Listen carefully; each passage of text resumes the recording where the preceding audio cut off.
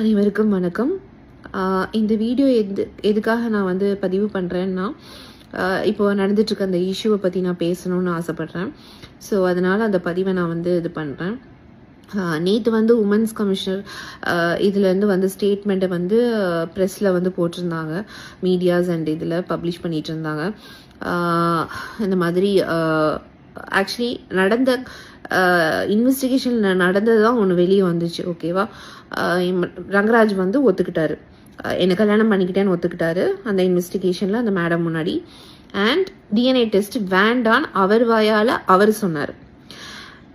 அந்த ரூமில் ஆக்சுவலி நான் வந்து சொல்கிறேன், அவர் இருக்கிறாரு, நான் சொல்கிறேன் இல்லை மேம் வேண்டாம், இது வந்து நாளை பின்ன வந்து அவர் வந்து ஏதாவது சொல்லுவார், எனக்கு நல்லா தெரியும். ஏன்னா அவங்களோட ஃபேமிலி மெம்பர்ஸ் அவரோட ஃபேமிலி மெம்பர்ஸ் வந்து கோயம்புத்தூர்ல இருக்கவங்கள்ட்ட ஒரு நியூஸை ஸ்ப்ரெட் பண்ணிட்டு இருக்காங்க. அதுக்கான எவிடன்ஸ் எல்லாமே என்கிட்ட இருக்கு. என்ன நியூஸ்னா, இது ரங்கராஜோட குழந்தை இல்லை. ஃபர்ஸ்ட் ஆஃப் ஆல் ரங்கராஜோட குழந்தை இல்லைன்னு சொல்றதுக்கு ஃபேமிலி மெம்பர்ஸ்க்கு என்ன ரைட்ஸ் இருக்குன்னு நான் கேட்குறேன். நீங்க தான் வந்து விளக்கு பிடிச்சிங்களா? 2 வருஷம் எங்க போனீங்க? 2 இயர்ஸ் எங்க போனீங்க? 2 இயர்ஸா இவர் என் கூட குடும்பம் நடத்திட்டு இருக்காரு, எல்லாம் பண்ணிட்டு இருக்காருன்னு தெரிஞ்சு நீங்க எல்லாம் எங்க போனீங்க? அப்போ உங்களை கேட்டுதான் கல்யாணம் பண்ணாரு, உங்ககிட்ட இன்ஃபர்மேஷன் பாஸ் பண்ணிட்டு தான் கல்யாணம் பண்ணாரு. இன்னைக்கு இதே கல்யாணத்தை நான் பிளாக்மெயில் பண்ணி தான் கல்யாணம் பண்ணுறேன்னு ஒரு ஸ்டேட்மெண்ட்டை வாய் கூசாம எப்படி மிஸ்டர் ரங்கராஜ் உங்களால சொல்ல முடியுது? My so called husband. அந்த ரூம்ல, இன்வெஸ்டிகேஷன் ரூம்ல இதே வாயால தான் ரங்கராஜ் வந்து நான் கல்யாணம் பண்ணிக்கிட்டேன், உண்மைதான், இது ஏன் குழந்தை தான், எனக்கு டிஎன்ஏ டெஸ்ட் வேண்டான்னு சொன்னது ரங்கராஜ், நான் கிடையாது. இத்தனைக்கும் நான் வேணும்னு சொன்னேன். ஏன்னா அவங்க ஃபேமிலி மெம்பர்ஸ் ரூமர் ஸ்ப்ரெட் பண்றாங்கன்னு சொன்ன அந்த ரீசனையும் சொல்லி அந்த மேடம் கிட்ட நான் வந்து சொல்றேன், இல்லை மேம் எனக்கு டிஎன்ஏ டெஸ்ட் எடுக்க சொல்லுங்க, கிளாரிட்டி கொடுத்துடலாம் அப்படின்னு. அதுக்கு வேண்டவே வேண்டாம் மேடம். நான் சொன்னேன், வெளியே போய் இப்படிலாம் பேசிட்டு இருக்காங்கன்னு சொன்னதுக்கு இல்லை நான் அப்படி எதுவுமே பேசவே இல்லை, அது ஏன் குழந்தை தான் அந்த வாயால அவர் சொன்னார். இன்னைக்கு இதே ரங்கராஜ் இப்படி ஒரு ஸ்டேட்மெண்ட்டை விடுறாரு. அப்போ 4 செவத்துக்குள்ள வந்து ஒண்ணு பேசுறதும் வெளியே வந்து வேற மாதிரி பேசுவாரா ரங்கராஜ்? உன் குழந்தை என்ஐசியூல வந்து கஷ்டப்பட்டுட்டு இருக்குது, ஆனா நீ அந்த குழந்தைய கொச்சப்படுத்தி வெளியே ஸ்டேட்மெண்ட் போட்டுட்டு இருக்க. உனக்குலாம் அந்த குழந்தையோட சாபமும் கண்ணீரும் உன்னை சும்மா விட நினைக்கிறியா?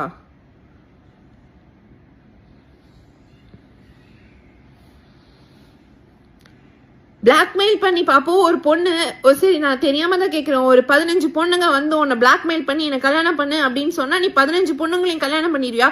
கேட்டா ஐயோ அவங்க என்ன பிளாக்மெயில் பண்ணிட்டாங்க அதனால நான் அவங்களை கல்யாணம் பண்ணிட்டேன்னு ஒரு ஸ்டேட்மெண்ட் விட்டுருவியா நீ?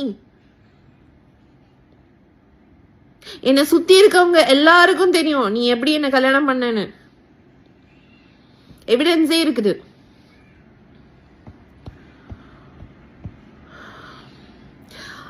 எல்லாம் விடுங்க, அவ்வளோ சாட் கான்வர்சேஷன்ஸ் இருக்குங்க. எனக்கும் ரங்கராஜுக்கும் நடந்த சாட் கான்வர்சேஷன்ஸ் இருக்கு. நான் வந்து மக்களாகிய உங்களுக்கு அதை வந்து பப்ளிஷ் பண்ணணும்னாலும் நான் பண்ணி காமிக்க. நீங்களே எனக்கு ஒரு ஜட்ஜ்மெண்ட் சொல்லுங்க, அதை பார்த்துட்டு நீங்களே எனக்கு ஒரு ஜட்ஜ்மெண்ட் சொல்லுங்க. அதுல ஃபுல்லா வந்து லவ் யூ பொண்டாட்டி, லவ் யூ பொண்டாட்டி, love you Thangam, miss you, நான் நீ இல்லாம நான் இருக்க மாட்டேன், 12 வருஷத்துக்கு அப்புறமா எனக்கு ஒரு சோல்மெட் நீ கிடைச்சிருக்க, உன்னை எந்த ஒரு ரீசனுக்காகவும் நான் லூஸ் பண்ண மாட்டேன், எனக்கு நீ வேணும், என்ன நடந்தாலும் நம்மளுக்குள்ள யாரு வந்தாலும் நான் உன்னை விட்டு கொடுக்க மாட்டேன். அப்படி சொன்ன அந்த ரங்கராஜ் பிளாக்மெயில் பண்ணி தான் அந்த மெசேஜ் எனக்கு அமிச்சாரா? எல்லாத்தையும் விடுங்க, அத்தனை என்கிட்ட ஒரு 1000 போட்டோஸ் இருக்கு. அந்த 1000 போட்டோஸும் பிளாக்மெயில் பண்ணி எடுத்து நான் டெய்லி ஒரு போட்டோ நான் போட்டேன்னா அந்த போட்டோலயே உங்களால அப்சர்வ் பண்ண முடியும். ரங்கராஜ் வந்து ஹாப்பியா ஃபேஸ்ல சிரிச்சுட்டு அவ்வளோ ஒரு ஸ்மைலிங் ஃபேஸோட தான் நீங்க நான் போட்டிருக்க போஸ்ட்லயே பார்த்துருப்பீங்க. அது வந்து பிளாக்மெயில் பண்ணி தான் எடுத்தாரா? இத்தனைக்கும் பாதி செல்ஃபிஸ் வந்து அவர் தான் எடுப்பாரு. எங்கேயாவது நாங்க ரெடி ஆகி போயிட்டு இருக்கும்போது அவர் தான் போன் எடுப்பாரு, போட்டோ எடுக்கலாமா அப்படின்வாரு. இன்னைக்கு இதே ரங்கராஜ் மாத்தி பேசாது. அவர் வந்து கடவுளுக்கும் மனசாட்சிக்கும் உண்மையை மட்டும் பேசணும். மாத்தி பேசக்கூடாது. இன்வெஸ்டிகேஷன் ரூம்ல சொல்றாரு ஃபேமிலி மெம்பர்ஸ் பிளாக்மெயில் பண்றாங்க, ஃபேமிலி மெம்பர்ஸால தான் நான் இப்படி பண்றேன் அப்படின்றாரு. அங்க ஒண்ணு சொல்றாரு, வெளியே வந்து வேற மாதிரி பேசுறாரு. ஃபேமிலி மெம்பர்ஸ் என்னை பார்க்க விட மாட்டேங்கிறாங்க, ஃபேமிலி மெம்பர்ஸ் என்னை பேச விட மாட்டேங்கிறாங்க, ஃபேமிலி மெம்பர்ஸ் என்னை பிடிச்சி வச்சிருக்காங்க, இப்படிலாம் வந்து பேசுறாரு.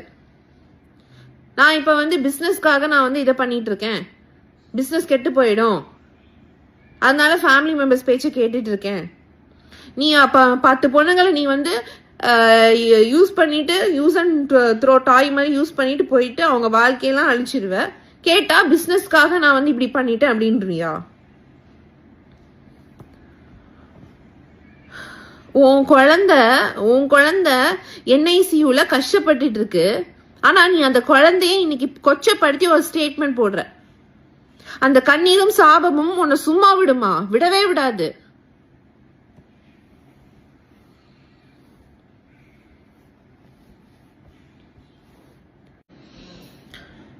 ஸோ பார்ட் 2 கண்டினியூ பண்ணுறேன், ஏன்னா லென்த்தாக இருந்துச்சு. அந்த ரூமில் நடந்த விஷயங்கள் எல்லாம் வந்து நான் இப்போ ஷேர் பண்ணனேன்னு வச்சுக்கோங்க. அந்த இன்வெஸ்டிகேஷன் ரூமில் உமன்ஸ் கமிஷனர் ஆஃபீஸில் நடந்ததெல்லாம் நான் ஷேர் பண்ணேன்னு வச்சுக்கோங்களேன். எதுக்கு ரங்கராஜ் இந்த மாதிரி பேசுகிறார் நீங்களே கேட்பீங்க. ஒரு உமன்ஸ் கமிஷனர் ரூம்குள்ள நடந்த ஒரு இன்வெஸ்டிகேஷனை நானோ இல்லை ரங்கராஜோ ஆஃபீஸர்ஸோ பொய் சொல்ல முடியாது. ஏன்னா இட்ஸ் அ கவர்மெண்ட் அத்தாரிட்டி. ஒரு அரசு சம்பந்தப்பட்ட ஒரு இடத்துல இருந்து நம்ம வந்து பொய் பேசணும்னா அவங்க கிட்ட எவிடன்ஸ் இருக்கும், எல்லாமே இருக்கும், நம்ம மாட்டிப்போம். அதையும் மீறி எந்த தைரியத்துல வெளியே வந்து நீ இப்படி ஒரு ஸ்டேட்மெண்ட்டை கொடுக்குறன்னு எனக்கு தெரியல. அன்னைக்கு அந்த இன்வெஸ்டிகேஷன் ரூம்ல சொல்றாரு மிஸ்டர் ரங்கராஜ், அந்த மேடம் கிட்ட ஆஃபீஸர் கிட்ட சொல்றாங்க, என்னோட ஃபர்ஸ்ட் ஒய்ஃபை வெளியே வச்சுட்டே சொல்றேன் மேடம், ஜாய மாதிரி யாராலையும் என்ன பார்த்துக்க முடியாது, நான் ஜாயை மிஸ் பண்றேன். அப்ப அந்த ரங்கராஜ் யாரு? ஏன் அதை வந்து ஸ்டேட்மெண்ட்ல விடல? அப்ப அன்னைக்கும் வந்து ஆபீசர் முன்னாடி நான் பிளாக்மெயில் பண்ணி உங்களை சொல்ல சொன்னேனா?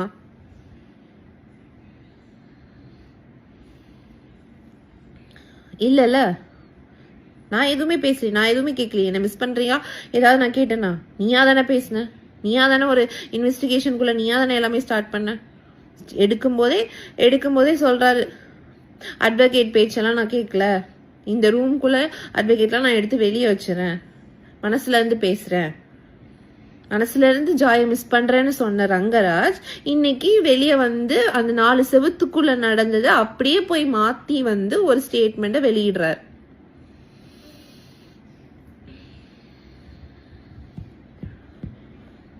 உமன்ஸ் கமிஷனர் ஆர்டர் காப்பிலே இருக்குது. அவர் ஒத்துக்கிட்டாரு, என்ன கல்யாணம் பண்ணதை ஒத்துக்கிட்டாரு. DNA டெஸ்ட் வேண்டான்னு சொன்னாரு. DNA டெஸ்ட் வேண்டான்னு சொன்னது மிஸ்டர் ரங்கராஜ், நான் கிடையாது. நான் வேணும்னு தான் சொன்னேன், because I want to prove my self. அன்னைக்கு வேண்டான்னு ஸ்ட்ரெஸ் பண்ணது ரங்கராஜ். அந்த ரங்கராஜ் எங்க போனாரு? பறந்து போயிட்டாரா? ஸோ இன்னைக்கு வந்த ஸ்டேட்மெண்ட்டும் அன்னைக்கு ரூம்ல சொன்ன இதுவும் ஒன்னா? ஃபேமிலி மெம்பர்ஸ் பிளாக்மெயில் பண்றாங்க, ஃபேமிலி மெம்பர்ஸ் பேச்சை கேட்டு தான் நான் பண்றேன் அப்படிங்கறது வந்து, அப்ப இன்னைக்கு அந்த ஸ்டேட்மெண்ட்டும் ஃபேமிலி மெம்பர்ஸ்னால தான் வெளியே வந்துச்சா?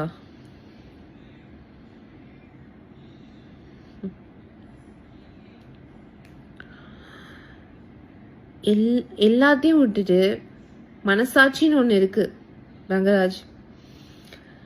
கடவுளுக்கு பயந்து மனசாட்சிக்கு பயந்து என் கூட ஒரு 2 வருஷம் வாழ்க்கை வாழ்ந்தது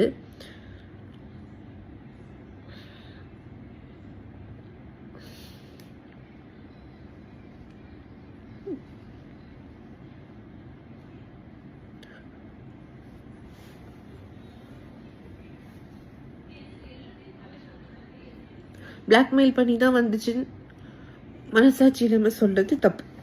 கடவுள் பார்த்துட்டு இருக்காரு. ஏன்னா அவ்வளோ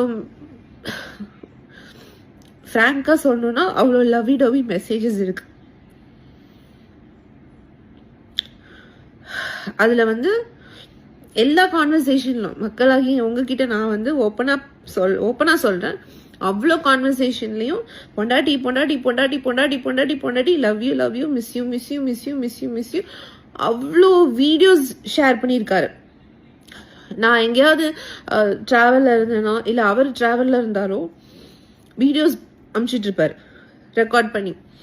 ஷர்ட்டை போட்டுட்டேன், குளிச்சுட்டேன், கிளம்பிட்டேன், தங்கம் சாப்பிட்டுட்டேன், தங்கம் இன்னைக்கு இட்லி அது இது ஃபுல் அப்டேட் மார்னிங்லேருந்து நைட்டு வரைக்கும் நடக்கிற அப்டேட்டை வந்து எனக்கு வீடியோவாக கேப்சர் பண்ணி எனக்கு சென்ட் பண்ணுவார். அதில் ஒன் ஆஃப் த வீடியோ தான் நான் வந்து 2 months பேக் ரிலீஸ் பண்ணியிருப்பேன், ஓய் பொண்டாட்டி அப்படின்னு. அந்த மாதிரி நிறைய வீடியோஸ் அனுப்புவார். அப்போ அதெல்லாம் பிளாக்மெயில் பண்ணி வந்துச்சா? அந்த வீடியோ பார்க்குற உங்களுக்கு தெரியாதா? நான் இப்போ கிட்டத்தட்ட இன்ஸ்டாகிராமில் என்னையும் அவனையும் வச்சு நான் ஒரு அட்லீஸ்ட் ஒரு 15 போஸ்ட் கிட்ட போட்டிருப்பேன்னு நினைக்கிறேன். அந்த பர்த்டே வீடியோஸை பார்க்குற மக்கள் நீங்கள் சொல்லுங்க, அது பிளாக்மெயில் பண்ணி தான் வந்திருக்குமா? கொஞ்சமாவது சென்ஸோட பேசணும் ரங்கராஜ். இவ்வளோ பெரிய பிஸ்னஸ் மேன்னு சொல்றீங்க, அந்த பிஸ்னஸ் மேன் பின்னாடி யார் இருக்கான்னு எனக்கு தெரியல. அப்படிதான் நீங்க இந்த பிஸ்னஸ் நடத்துறீங்களான்னு எனக்கு தெரியல. எங்க உங்க சென்ஸ் எல்லாம் தூக்கி எங்க வச்சிருக்கீங்கன்னு எனக்கு தெரியல. டெல்லி சி செக்ஷன், எனக்கு இன்னைக்கு சி செக்ஷன் ஆனதுக்கு காரணம் மிஸ்டர் ரங்கராஜ் மட்டும்தான். அவ்வளோ ஸ்ட்ரெஸ். என்னோட ஃபர்ஸ்ட் டெலிவரி நார்மல் டெலிவரி, செகண்டும் நார்மல் தான் வரும். டாக்டர் வந்து கன்ஃபார்மா வந்து இது பண்ணாங்க. என்னோட டியூ டேட் வந்து December 1st. November 4th வீக்ல இருந்து ரெடி ஆயிக்கோங்க அப்படின்னு சொன்னாங்க டாக்டர். ஆனா நீங்களும் உங்க ஃபேமிலி மெம்பர்ஸும் தான் நீங்க அந்த இன்வெஸ்டிகேஷன்ல அடிக்கடி எடுத்துட்டு வந்தீங்க. ஸோ நானும் எடுத்துட்டு வரேன். நீங்களும் உங்க ஃபேமிலி மெம்பர்ஸும் சேர்ந்து டிஃபமேஷன் கேஸ் போட்டீங்க, பர்சனாலிட்டி சூட் போட்டீங்க, அங்க இங்க லோன்னு அலைய விட்டீங்க. ஒரு பிரெக்னென்ட் ஆன பொண்ணு, அதுவும் லாஸ்ட் ஸ்டேஜ் ஆஃப் பிரெக்னன்சில நான் court case station commissioner office அது இது அலைஞ்சேன். டாக்டர் வந்து அவ்வளோ என்னை வந்து திட்டினாங்க. உன்னோட ஸ்ட்ரெஸ்னால வாட்டர் பிரேக் ஆகி நான் எமர்ஜென்சில போனேன். டெலிவரி ஆகி 4 days தாங்க ஆகுது. என்னால் ஒரு ஸ்டெப் எடுத்து வைக்க முடியல. உண்மையிலே சொன்னால் சி செக்ஷன் பண்ணின எல்லா உமன்ஸுக்கும் நான் வந்து கையெடுத்து கும்பிடுவேன். என்னை பொறுத்த வரைக்கும் அவங்கெல்லாம் எனக்கு இப்போ வந்து தெய்வங்களாக தெரியுறாங்க. ஏன்னா அப்போ அவ்வளோ பெயினாக இருந்துச்சு. அது ஒரு சர்ஜரி தான். பட் அந்த போஸ்ட் சர்ஜரிக்கு அப்புறம் நம்மளால வந்து ஒன்றுமே பண்ண முடியல. என்னால் எந்திரிக்க முடியல, வாக் பண்ண முடியல. அதில் இவ்வளோ ஸ்ட்ரெஸ், ட்ராமா, குழந்தைய பார்க்க முடியல, குழந்தை NICUல இருக்கு, குழந்தைக்கு ஃபீட் பண்ண முடியல. இந்த மாதிரி நிறைய மென்டல் ட்ராமால எவ்வளோ போட்டு வந்து நீங்கள் வந்து என்னை வந்து இது பண்ணுவீங்க. நான் ரொம்ப ஸ்ட்ராங்காக இருக்கேன். இந்த குழந்தைக்காக நான் என்ன எக்ஸ்ட்ரீம் லெவல் வேணாலும் போய் ஃபைட் பண்ணுவேன். நீங்களாகட்டும், மிஸ்டர் ரங்கராஜ் நீங்களாகட்டும், உங்கள் ஃபேமிலி மெம்பர்ஸ் ஆகட்டும், நீங்கள் என்ன சதி திட்டம் போட்டு என்ன பிளான் பண்ணாலும் நான் எல்லாத்தையும் பிரேக் பண்ணி நான் வருவேன். இந்த குழந்தைக்காக நான் எனி எக்ஸ்ட்ரீம் லெவல் போய் ஃபைட் பண்ணுவேன்.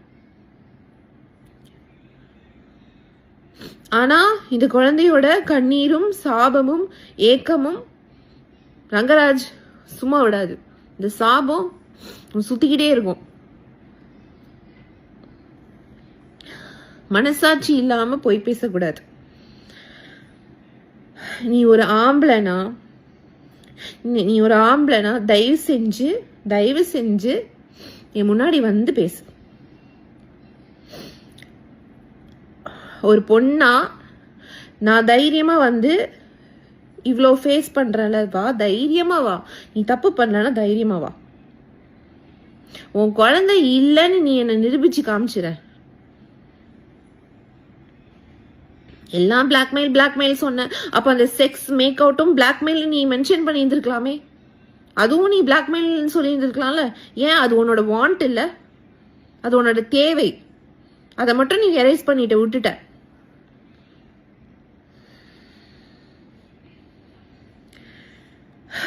ஒரு பொண்ணை எவ்வளோ கொச்சப்படுத்தணுமோ படுத்துவீங்க. அதை நாங்கள் வந்து பார்த்துட்டு சும்மா இருப்போம். நான் ஃபைட் பண்ண ரெடியாக இருக்கேன். எனி எக்ஸ்ட்ரீம் லெவல் நான் போய் ஃபைட் பண்ணுவேன்.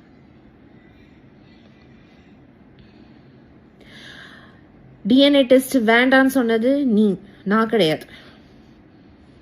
ஆனால் இன்னைக்கு வெளியே வந்து உலகத்துக்கு அது வேற மாதிரி போர்ட்ரே பண்ணி காமிக்கிறேன். உண்மையான ஆம்பளையா இருந்தா உனக்கு தேவை டிஎன்ஏ டெஸ்ட். நீ அன்னைக்கு அக்ரி பண்ணல, வேண்டான்னு சொன்ன. இன்னைக்கு நான் சொல்றேன், நீ டிஃபமேஷன் கேஸ் போட்ட, எத்தனையோ கேஸ் போட்ட என் மேல, அதுலேயும் இதையும் ஆட் பண்ணிக்கோ. கோர்ட்டில் போய் ஆர்டர் வாங்கிட்டு வா டிஎன்ஏ டெஸ்ட்டுக்கு. இப்போலாம் வந்து டிஎன்ஏ டெஸ்ட் வந்து கொடுத்தா வந்து 3 to 7 days ரிசல்ட் வந்துடும், தெரிஞ்சிடும். ஓகேவா? ஸோ ஃபேஸ் பண்ண ரெடியாக இருங்க. வாங்க, தைரியமாக வந்து ஃபேஸ் பண்ணுங்க. டிஎன்ஏ டெஸ்ட் எடுக்க வாங்க. தேவைப்படுறது உங்களுக்கு டிஎன்ஏ டெஸ்ட். வாங்க.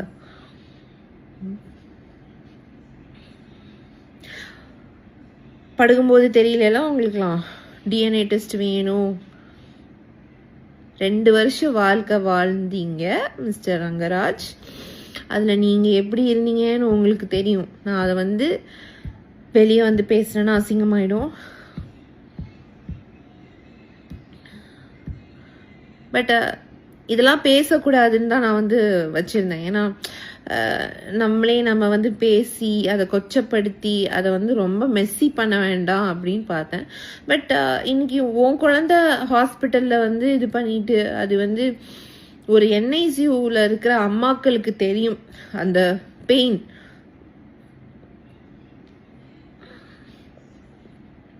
அப்படி ஒரு பெயின் கோத்ரூ பண்ணிட்டு இருக்கும்போது நீ வந்து உன் குழந்தைய கொச்சப்படுத்தி ஒரு ஸ்டேட்மெண்ட் போடுறல, அதுக்கு நீ கண்டிப்பா அனுபவிப்ப. அதுக்கு நீ ஆன்சர் சொல்லி தான் ஆகணும். ஸோ நான் ரெடியா இருக்கிறேன் டிஎன்ஏ டெஸ்ட்டுக்கு. நீ ரெடியாகி வா. ஸோ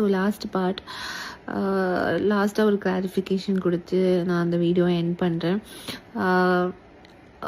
திருமணம் வந்து வற்புறுத்தின் பெயரால் பண்ணிக்கொண்டா, காசுக்காக மிரட்டி பண்ணிக்கிட்டா அப்படின்னாரு.